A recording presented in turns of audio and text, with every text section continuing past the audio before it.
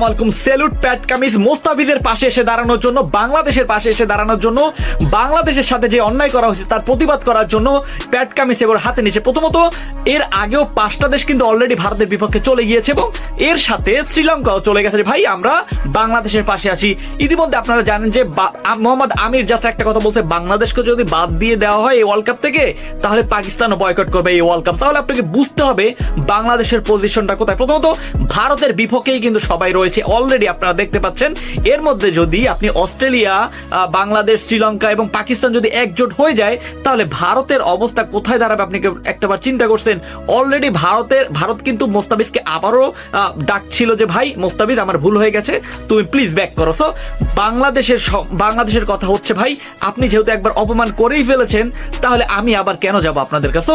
এমনটাই সেলুট জানাতেই হয় এখানে আমিনুল ইসলাম বুলবুল সাহেবকে, এবং তার কথাগুলো একদম কড়া জবাব দিয়ে দিয়েছে বিসিসিআইকে। এবং সাথে রয়েছে আসিফ নজরুল, তিনি বাংলাদেশের বর্তমানে ক্রীড়া উপদেষ্টা এবং তিনি যা করছে আনবিলিভেবল ভালো করছে, এটা আপনাকে কম বেশি মানতেই হবে। তাহলে আপনার এখানে একটা বিষয় রয়েছে যে আপনি যদি এই ওয়ার্ল্ড কাপে অংশগ্রহণ না করেন তাহলে আপনার ক্ষতিগুলো কি হতে পারে, এটা আপনি স্ক্রিনে দেখতে পাচ্ছেন। দেখেন এখানে ক্ষতির থেকে আমার মনে হয় আত্মসম্মান বোধের সব থেকে বাংলাদেশের গায়ে লেগেছে এবং অন্যান্য পাকিস্তানিরাও জানে যে বাংলাদেশের আত্মসম্মান যেটা বলবে একদম ক্লিয়ার কাট কথা বলবে, সেটা সবাই জানে।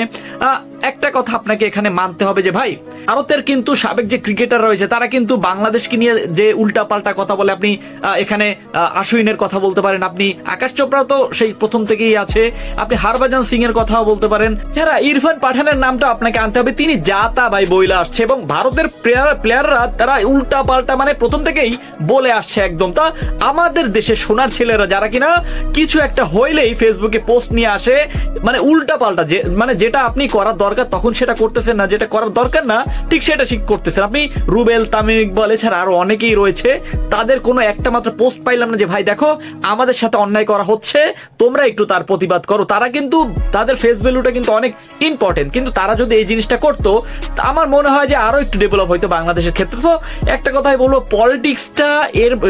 পলিটিক্সটা স্পোর্টস এর মধ্যে আনাটাই সব থেকে বড় বেশি গন্ডগোল হয়ে গেছে। বিসিসিআই কিন্তু অনুরোধ করছিল যে ভাই মোস্তাফিজকে যেহেতু আমরা বাদ দিয়েছি দুঃখিত, আমরা আবার তাকে ব্যাক চাই, কিন্তু ওই বিসিবি যেখানে ছিল সেখানেই অনর রয়েছে।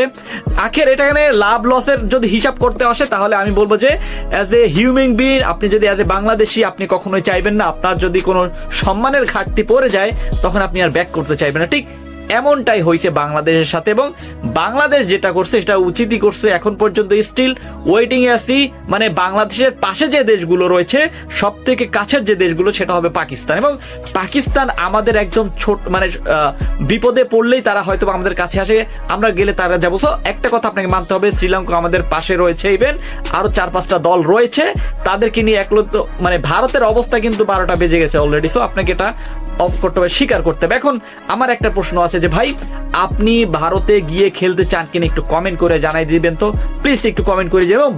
তামিম ইকবাল বলেন, রুবেল হোসেন বলেন, এছাড়া আরো অনেকে বলেন, তাদের একটু এই বিষয় নিয়ে কথা বলা উচিত ছিল কিনা প্লিজ কমেন্ট করে জানাই দিবেন। ধন্যবাদ।